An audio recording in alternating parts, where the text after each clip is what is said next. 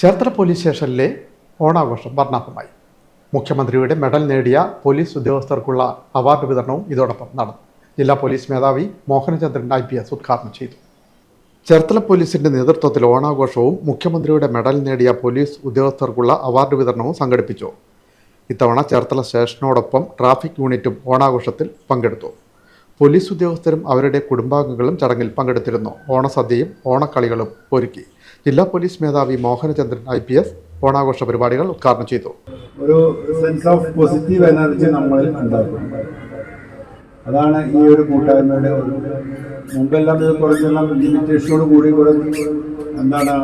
മാനസിക സംഘർഷവും മറ്റുമൊക്കെ അതേപോലെ നിലനിർത്തിയും കൂടെ ആയിത്തീരുന്നെങ്കിൽ ഇന്നെനിക്ക് തോന്നുന്നുണ്ട് പോലീസ് സേനയിൽ തന്നെ അല്പം ഒരു സ്വാതന്ത്ര്യത്തോടു കൂടി എല്ലാവരും ആഘോഷിക്കാൻ തുടങ്ങിയിട്ടുണ്ട്.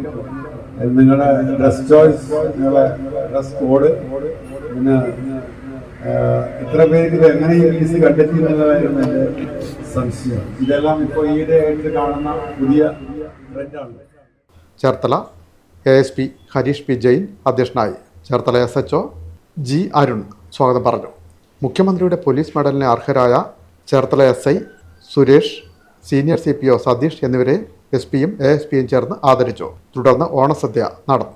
കുട്ടികളുടെയും മുതിർന്നവരുടെയും ഓണക്കളികളും സമ്മാനദാനവും ഒരുക്കിയിരുന്നു. സ്റ്റേഷൻ മുറ്റത്തെ അത്തം കാണാൻ നിരവധി ആളുകളാണ് എത്തിയത്.